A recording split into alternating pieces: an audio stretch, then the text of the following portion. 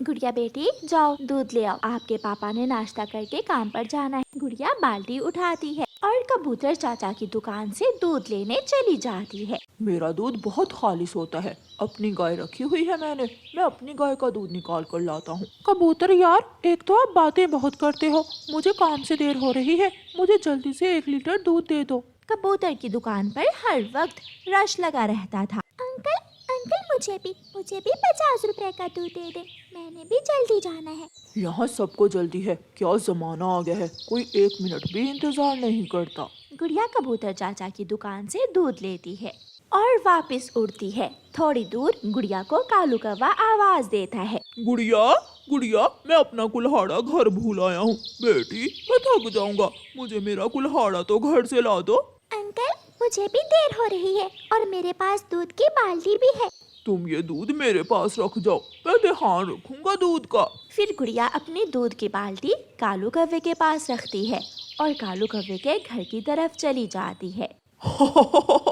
अब मैं इस छोटी चिड़िया का आधा दूध पीकर आधे में पानी मिलाकर पूरा कर दूंगा। कालू कौवा हंसते हुए गुड़िया की बाल्टी को चोंच लगाकर आधा दूध पी लेता है। आंटी गौरी, कालू अंकल बरगद के पेड़ के पास बैठे हैं, वो अपना कुल्हाड़ा मांग रहे हैं। कालू तो मेरे सामने अपना कुल्हाड़ा लेकर गया था, शायद वो भूल रहा होगा, उसे जाकर बता दो। गुड़िया वापस जाती है। अंकल वो देखें, आपका कुल्हाड़ा तो आपके पास ही पड़ा है। अच्छा, तो फिर मैं भूल गया हूँगा। भला ऐसे भी कोई भूल सकता है? आपने ऐसे ही मेरा वक्त बर्बाद किया। गुड़िया अपने पानी वाले दूध की बाल्टी उठाकर घर ले जाती है। जितनी जल्दी थी आपने उतनी ही देर कर दी। बेटी कबूतर चाचा की दुकान कौन सा दूर है? मम्मा, कालू अंकल ने मेरा समय बर्बाद किया। जब मम्मा चिड़िया दूध की चाय बनाती है तो चाय काली की काली बनी थी। आज तो कबूतर चाचा ने भी दूध में पानी मिला दिया है। ये दूध तो बहुत नीला है, ऐसे लग रहा है कबूतर चाचा ने आज दूध में पानी नहीं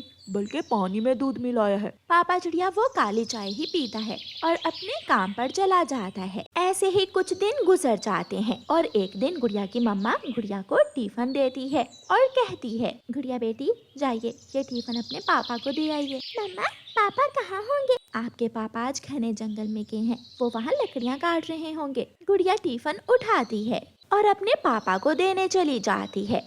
रास्ते में कालू कौवा बैठा हुआ था। मैं आज फिर इस छोटी चिड़िया को उल्लू बनाकर इसका टिफिन खा लेता हूँ। कौवा ऐसे सोचते हुए गुड़िया को बुलाता है। गुड़िया गुड़िया। अंकल आज मेरा समय जाया मत करना, मुझे बहुत जल्दी है, मुझे अपने पापा का खाना लेकर जाना है। गुड़िया बेटी, मेरा एक छोटा सा काम तो कर दो। मेरी नजर की ऐनक मैं घर भूल आया हूँ, मैं कब से यहाँ बैठा किसी का इंतजार कर रहा हूँ। बेटी मुझे मेरी ऐनक तो घर से ला दो। अंकल आप भी ना जब भी मुझे देखते हैं कोई ना कोई काम बता देते हैं। बेटी दूसरों की मदद करना कोई गलत काम तो नहीं होता। ठीक है अंकल, आप मेरे टिफिन का ध्यान रखें, मैं अभी आपके घर से आपकी ऐनक लेकर आती हूँ। गुड़िया अपना टिफिन कालू कौवे के पास रखती है और उसके घर उसकी ऐनक लेने चली जाती है। आंटी गौरी, कालू अंकल की ऐनक अलमारी में पड़ी है, वो तो ला दे। कालू की नजर तो अच्छी भली है गुड़िया, घर में तो उसकी कोई ऐनक नहीं है। ये सुनकर गुड़िया को बहुत गुस्सा आता है। आज के बाद मैं कालू अंकल का कोई काम नहीं करूँगी, वो हमेशा मुझे ऐसे ही तंग करते हैं। गुड़िया वापस जाती है। वाह वाह, मजा ही आ गया, खाना तो बहुत स्वादिष्ट था। कालू कौवा टिफिन से आधा खाना खाकर टिफिन बंद कर देता है। गुड़िया भी आ जाती है। लाइए मुझे मेरा टिफिन दे, शायद आज फिर आप भूल गए हैं, आपकी नजर ठीक है और आपके घर में आपकी कोई ऐनक नहीं है। भूल गया, मैं आज फिर भूल गया था, माफ करना छोटी चिड़िया, गलती हो गई। गुड़िया गुस्से में अपना टिफिन उठाकर वहाँ से चली जाती है। गुड़िया बेटी, आज आपकी मम्मा ने टिफिन में केवल 2 दाने चावलों के ही रखे हैं, क्या घर में खाना नहीं था? पापा, मम्मा ने तो मेरे सामने टिफिन में डिब्बा भरकर चावल रखे थे। तो इसका मतलब कालू अंकल खा गया वो चावल। अब मुझे कालू अंकल को सबक सिखाना ही पड़ेगा। क्या आपने ये टिफिन कालू अंकल के पास रखा था? तो फिर वही आधा टिफिन खा गया होगा। ऐसे ही कुछ दिन गुजर जाते हैं। एक दिन गुड़िया अपनी सहेली मीना के पास जाती है। मीना सहेली, मेरे साथ चलो, हमने पहाड़ों से पेट खराब करने वाले पौधे के बीज लाने हैं। गुड़िया, पेट खराब करने वाले क्या मतलब? हाँ, किसी का पेट खराब करना है।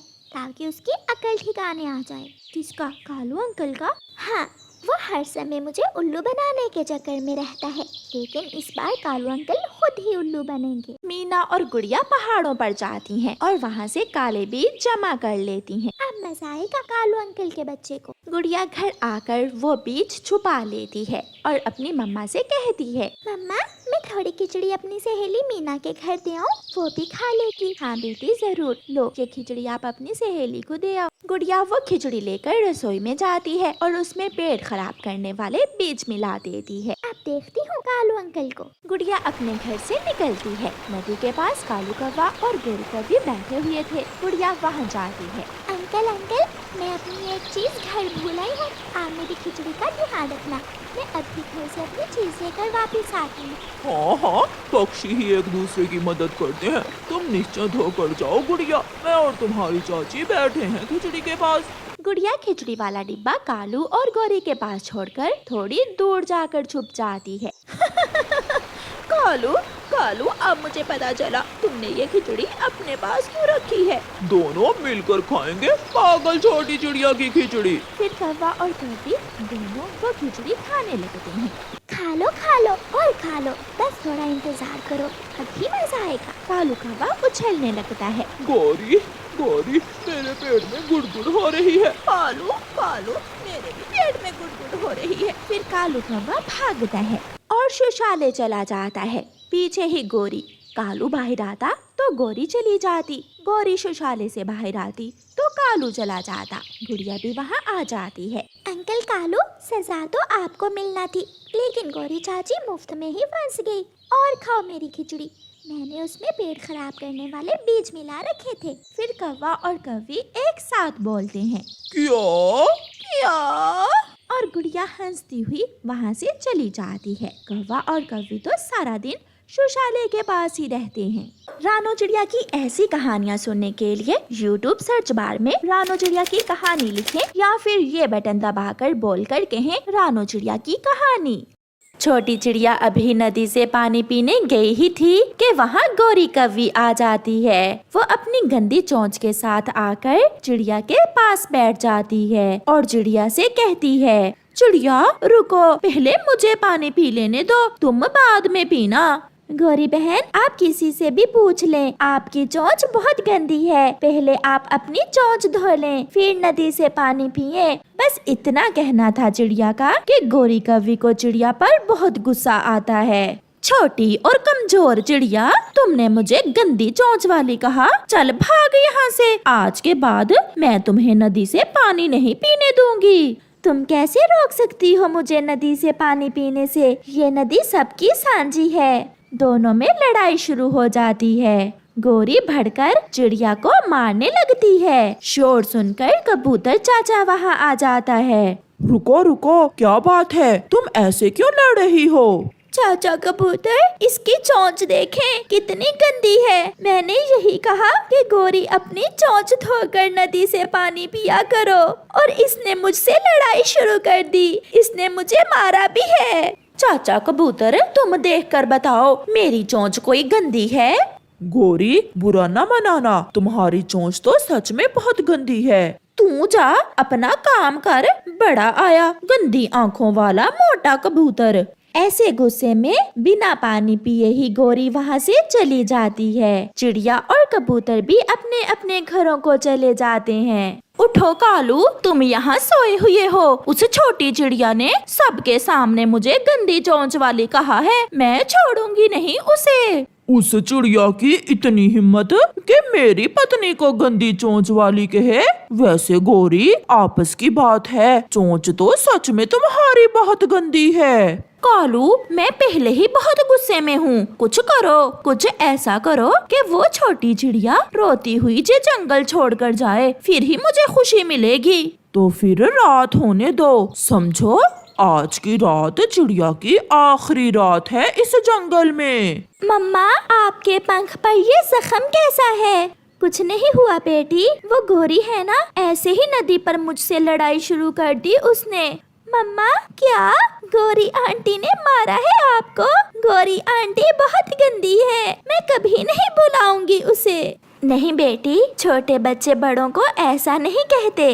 रात हो जाती है, सब सो जाते हैं। जाग रहे थे तो कालू और गौरी। कहाँ है मेरी लकड़ियाँ काटने वाली आरी? मैं उस चिड़िया को अभी मजा चखा कर आता हूँ। जिस पेड़ पर चिड़िया का घर है उस पेड़ को ही काट देना कालू। तुम चिंता न करो पत्नी जी।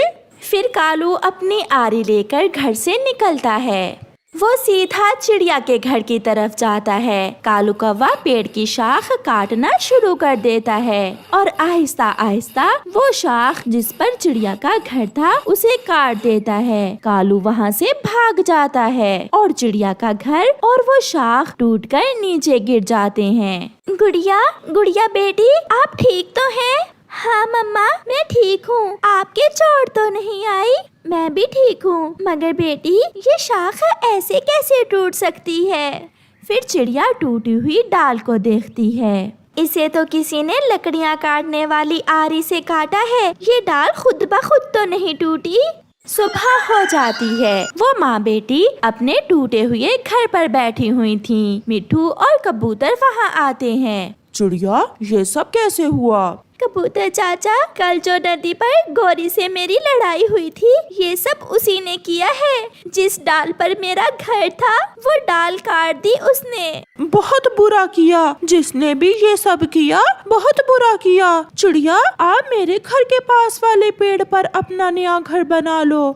नहीं मिट्ठू, मैं ऐसे जंगल में नहीं रहूंगी जहाँ इतने जालिम पक्षी रहते हो। मैं ये जंगल छोड़कर जा रही हूँ। चिड़िया रोती हुई अपनी बेटी को साथ लेकर वहाँ से चली जाती है। चिड़िया अपने पुराने जंगल में जाती है और वहाँ जाकर अपने लिए नया घर बनाने का सोचती है। गुड़िया बेटी, ये पेड़ ठीक है, यहाँ नदी भी पास है और यहाँ हम सुरक्षित भी रहेंगे। हम इसी पेड़ पर अपना घर बना लेती हैं। मम्मा, आप आराम करें, मैं सूखी लकड़ियाँ लाती हूँ। फिर वो माँ बेटी अपना घर बनाने का काम शुरू करती हैं। गौरी कौवी बहुत खुश थी क्योंकि उसने चिड़िया को जंगल से बाहर निकाल दिया था।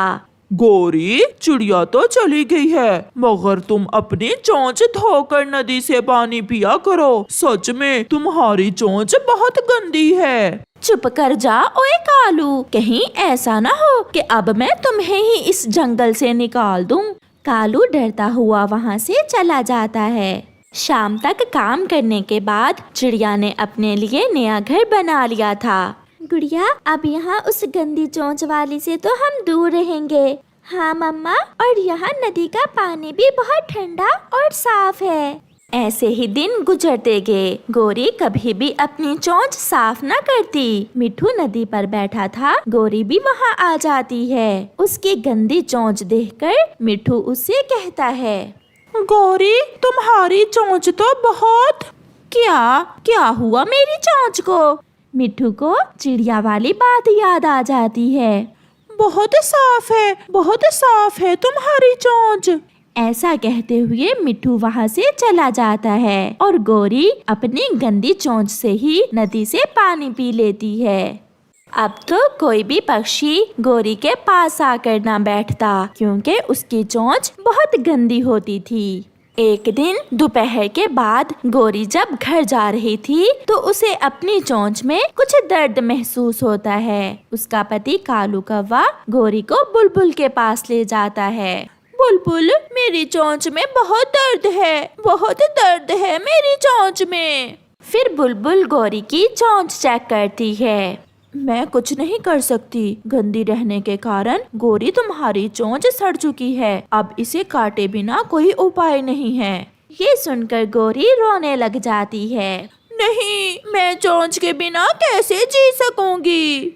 सब कहते थे कि अपनी चोंच साफ करो। तुमने मुझसे भी पाप करवाया, उस चिड़िया का घर तोड़वा कर। अब कटवा दो अपनी चोंच। बहुत दर्द है, मैं दर्द से मर रही हूँ। तो फिर चोंच काट दूं क्या मैं? फिर बुलबुल गौरी कौवी की चोंच काट देती है और गौरी रोती हुई कालू के साथ वापिस आ जाती है। अब वो किसी को मुंह दिखाने के काबिल नहीं रही थी क्योंकि चोंच के बिना वो बहुत बुरी लग रही थी। मैं अपने किए पर बहुत शर्मिंदा हूँ। अगर मैं अपनी चोंच को साफ रखती तो कभी ऐसा ना होता। चिड़िया तो अपने घर में सुकून से थी, मगर कौवे को उसकी सजा मिल चुकी थी।